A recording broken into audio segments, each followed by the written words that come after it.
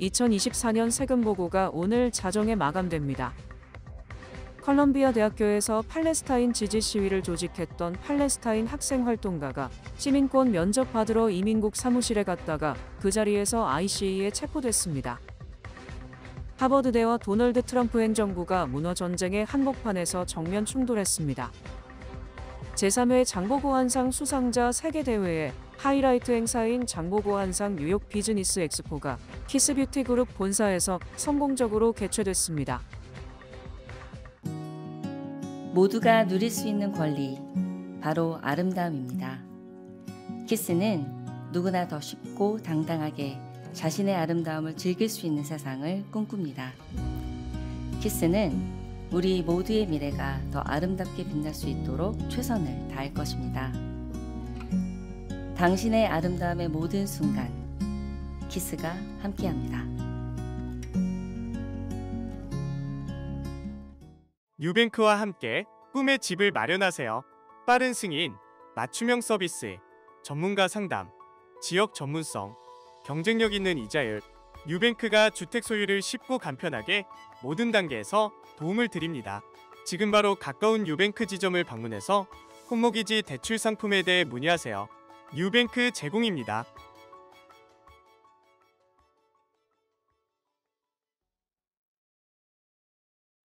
(2024년) 세금 보고가 오늘 자정에 마감됩니다. 15일 자정이면 올해 연방 세금 보고가 마감됩니다. 전자보고는 자정 전까지 신고를 완료하면 되고 우편 신고인 경우 15일자 소인이 찍힌 것까지 유효합니다. 마감일까지 세금 보고를 하는 것이 힘들 경우 세무양식 4868을 작성해 제출하면 수수료 없이 6개월 연장할 수 있습니다. 한편 연방국세청이 연방국토안보부와 불법 체류 납세자 정보를 공유하기로 최종 합의함에 따라 올해 수십억 달러의 세수가 줄 것으로 전망됐습니다. 지난해 컬럼비아 대학교에서 팔레스타인 지지 시위를 조직했던 팔레스타인 학생 활동가가 시민권 면접 받으러 이민국 사무실에 갔다가 그 자리에서 ICE에 체포됐습니다. 모흐센 마흐다위는 14일 시민권 면접을 보기 위해 버몬트주 콜체스터에 있는 이민세관 단속국 현장센터에 갔다가 약 1시간 뒤 마흐다위가 이민세관 단속국 직원들에 의해 호송되어 비밀 장소에 구금됐습니다. 마흐다위의 변호인단은 버몬트 지방법원에 이민국 구금에 대한 가처분 명령 청원서 등을 제출하며 마흐다위는 10년 동안 영주권 소지자였기에 귀화 자격이 있었다고 강조했습니다. 지난해 시민권을 신청했고 면접 일정도 예정되어 있었기에 구금될 이유가 없다고 밝혔습니다. 이에 버몬트주 연방판사 윌리엄 K. 세션스 3세는 마흐다위를 별도의 판단이 있기 전까지 미국에서 추방하거나 주 밖으로 옮기지 말 것을 임시 명령했습니다. 마흐다위는 2023년 10월 7일 가자 전쟁 발발 이후 컬럼비아대 대학원 졸업생 무하마드 칼릴과 함께 팔레스타인 학생회를 공동 설립했습니다. 또 캠퍼스에서 수차례 팔레스타인 지지 시위를 주도했습니다. 하버드대와 도널드 트럼프 행정부가 문화 전쟁의 한복판에서 정면 충돌했습니다. 하버드대가 연방지원금의 돈줄을 앞세운 정책 변경 압박에 공개적으로 반기를 들자 트럼프 행정부는 실제로 천문학적 금액을 동결하며 반격에 나섰습니다. 앨런 가버 하버드대 총장은 14일 교내 커뮤니티에 보내는 글에서 우리 대학은 독립성이나 헌법상 보장된 권리를 놓고 협상하지 않을 것이라고 밝혔습니다. 가버 총장은 트럼프 정부가 연방기금 지원을 유지하는 대가로 기존 요구 조건을 넘어서는 조건부 학칙 연장을 요구했다며 이는 반유대주의를 협력적이고 건설적인 방식으로 해결하기 위해 우리와 협력하고자 하는 의도가 아님을 분명히 보여준다고 지적했습니다. 아울러 그 어떤 정부도 사립대학이 무엇을 가르칠 수 있는지, 누구를 입학시키고 고용할 수 있는지, 어떤 연구와 탐구 분야를 추구할 수 있는지 지시해서는 안 된다고 강조했습니다. 이에 대해 트럼프 행정부는 즉각 대응에 나섰습니다. 정부 내 반유대주의 근절을 위한 합동 태스크포스는 몇 시간 만에 성명을 내고 하버드대의 수년간 22억 달러 규모의 보조금과 6천만 달러 규모의 계약을 동결한다고 발표했습니다. 트럼프 행정부는 지난 2월 TF를 구성하고 하버드대와 컬럼비아대 등 반유대주의 사건이 발생한 10개 대학 캠퍼스를 방문하겠다고 발표했습니다.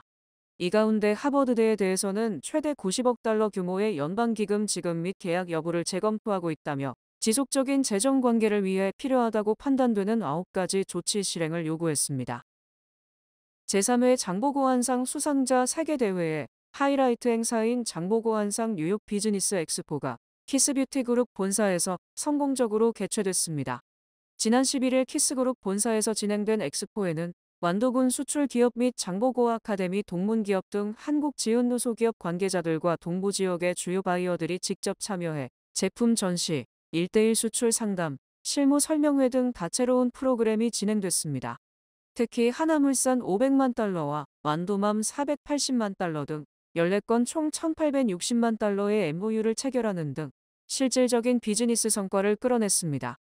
장영진 키스그룹 회장은 장보고 수상자 및 미국 내 한인 기업인들이 함께 한국 기업들의 글로벌 진출을 돕는 플랫폼을 만들었다는 점에서 이번 엑스포는 큰 의미가 있다며 앞으로도 한국의 우수 제품이 안정적으로 미국 시장에 진출할 수 있도록 적극적인 지원을 이어가겠다고 밝혔습니다. 이번 행사는 한국 중소기업에게는 미국 시장 진출의 발판을, 미주한상에게는 신뢰할 수 있는 파트너 발굴에 기회를 제공하며 양측 모두에게 실질적이고 미래지향적인 협력 가능성을 제시한 자리였습니다. 공화당이 천문학적인 감세를 추진함과 동시에 급감하는 세수를 만회하기 위해 부자 증세를 검토하고 있습니다. 뉴욕타임스는 트럼프 행정부와 공화당이 감세를 골자로 한 세제 개편을 준비하고 있지만 이 개편안에는 부유층에 대한 증세가 포함되어 있다고 보도했습니다. 뉴욕타임스는 현재 소득세율 최고 한도는 37%지만 이를 종전처럼 39.6%로 상향 조정하려 한다고 지적했습니다.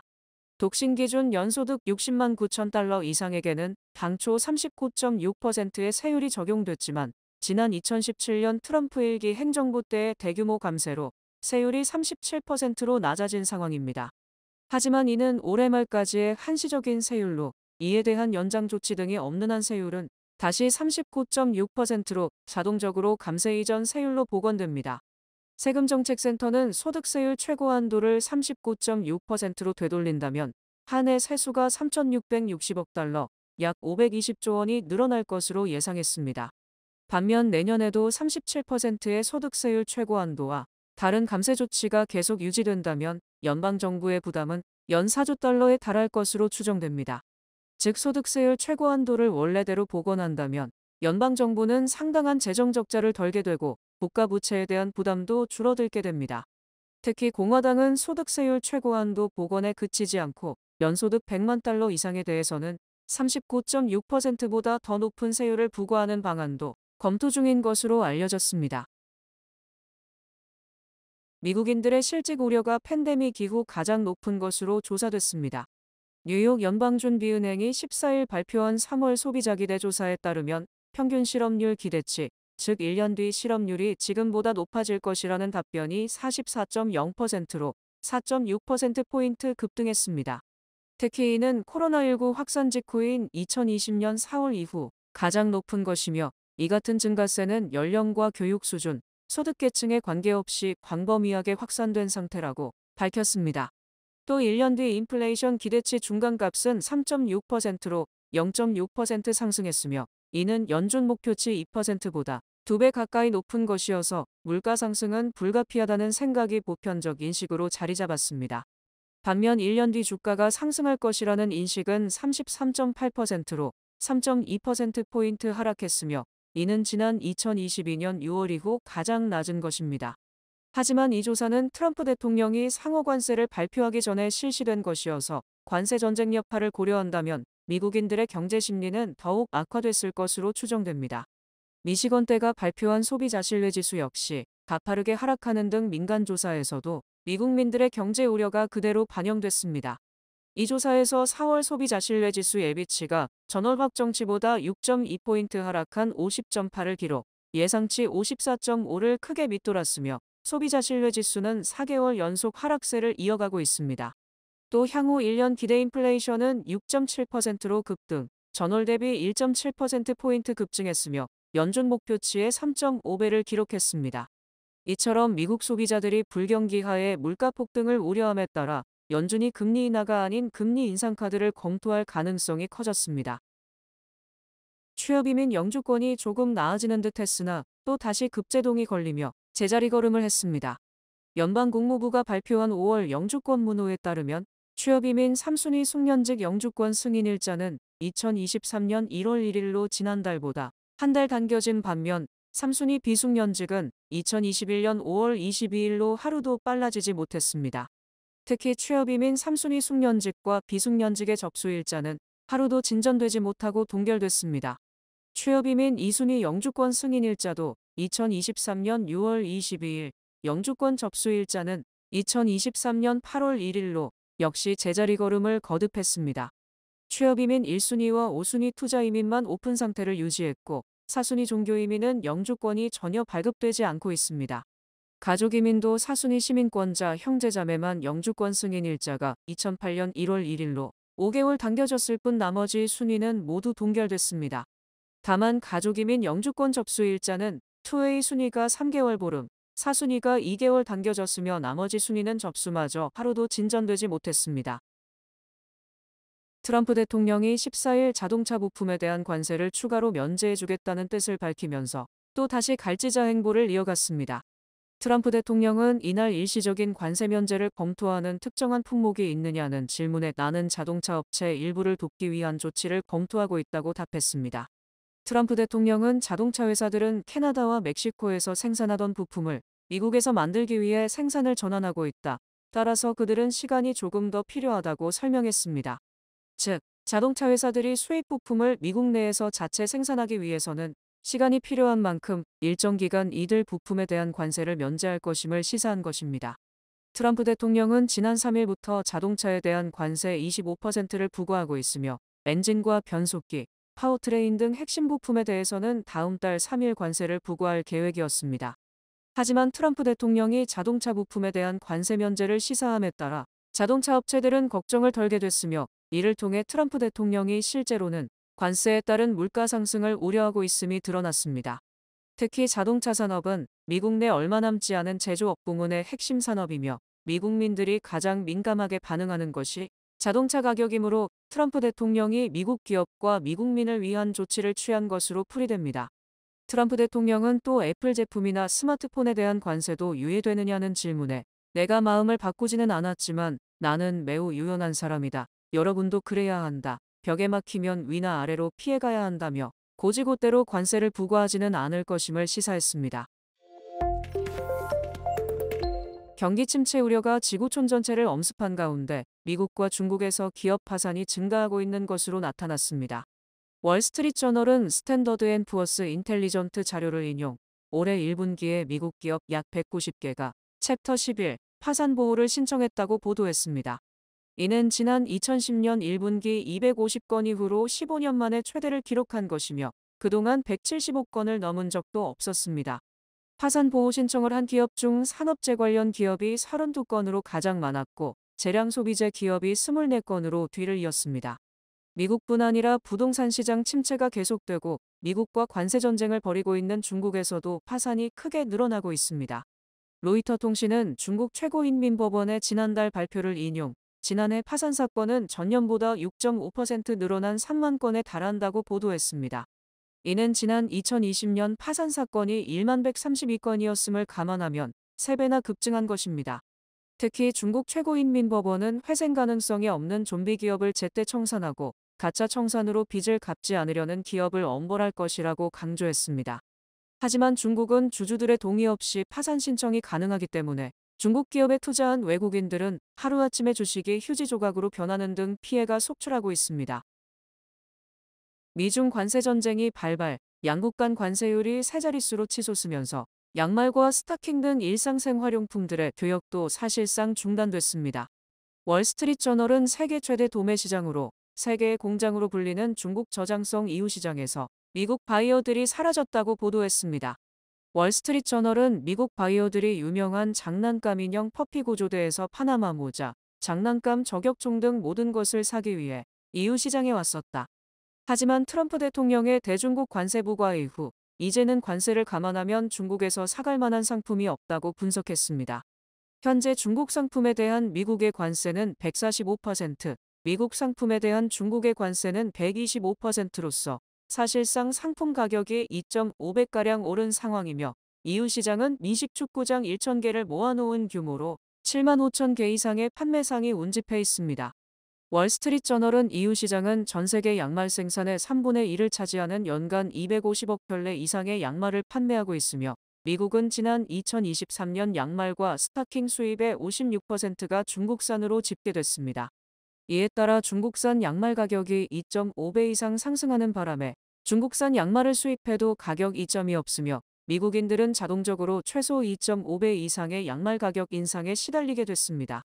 보통 EU 시장에서 판매되는 양말은 한 켤레당 25센트 정도에 판매되지만 여기에 145%의 관세가 부과되면 수입가는 60센트 이상으로 치솟게 됩니다. 맨해튼 주택거래에서 사고 파는 매매가 아니라 부모로부터 상속받는 사례가 급증한 것으로 나타났습니다.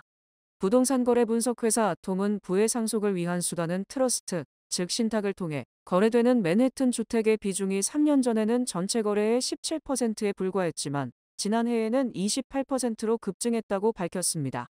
즉 이는 지난해 맨해튼 주택거래 4채 중 한 채는 실제 매매가 아니라 상속 또는 증여로서 상속 증여가 주택값이 비싸기로 유명한 맨해튼 주택거래의 한 패턴이 됐음을 의미합니다. 부동산 중개회사 더글라스 엘리만은 지난해 자신들의 맨해튼 주택거래 중개 중 60%가 부모가 자녀를 위해 구입한 것이며 이 중 약 40%가 트러스트 제도를 이용한 것이라고 밝혔습니다. 또 감정평가 회사인 밀러 사뮤엘은 지난해 맨해튼 주택 중간 매매 가격은 110만 달러로 치솟았으나 은행 모기지 한 푼 없는 올캐시 거래가 60%를 넘었다고 밝혀 빈익빈 부익부 현상을 잘 보여주고 있습니다. 특히 부동산 중개인들은 맨해튼은 주택 가격이 치솟아 웬만한 아파트는 400만 달러 이상이다. 본인이 스스로 돈을 벌어서 맨해튼 아파트를 사는 것은 정말 힘들다. 부모 찬스가 없으면 맨해튼 아파트 구입은 불가능하다고 주장했습니다. 또 부자들은 맨해튼의 부동산 가격이 계속 상승하는 것을 감안, 맨해튼 주택 증여나 상속을 가장 유리한 부의 대물림 수단으로 생각하는 것으로 분석됐습니다. 뱅크 오브 오프가 드리는 경쟁력 있는 이자율의 12개월 정기 예금 상품, 가까운 뱅크 오브 오프 지점에서 만나보세요. 이 프로그램은 희망을 설계하는 전문가들의 은행, 뱅크 오브 오프 제공입니다. 주요 단신 전해드립니다. 관세로 피해를 보게 된 중소기업들이 트럼프 대통령의 상호관세 부과는 법적 근거가 없어 불법이라며 국제무역법원에 소장을 제출했습니다. 현대차그룹은 공화당 소속 드류 퍼거슨 전 연방 하원의원을 5월 1일자로 워싱턴 사무소장에 선임하며 연방정부 및 의회와 소통을 총괄하는 역할을 담당하게 될 것이라고 밝혔습니다. 미 연방거래위원회가 소셜미디어 왕국인 메타의 인스타그램 및 왓츠앱 인수가 시장 경쟁을 저해하는 불법적 독점 행위라며 지난 2020년 소송을 제기한 데 따른 메타의 반독점 소송이 워싱턴 DC 연방법원에서 14일 시작됐습니다.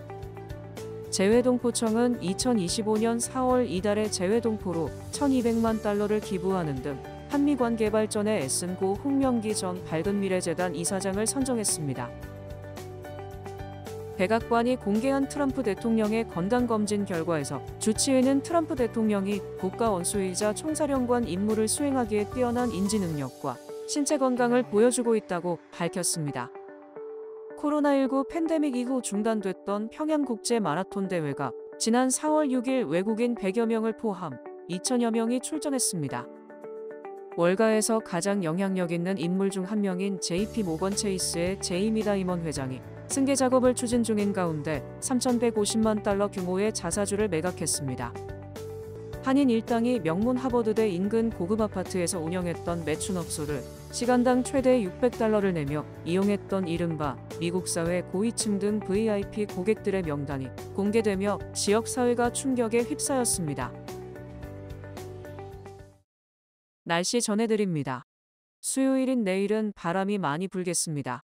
낮 최고 기온은 53도, 최저 기온은 40도입니다. 해 뜨는 시간은 6시 16분, 해지는 시간은 7시 36분입니다. 이상으로 주간 날씨와 세계 날씨 전해드립니다.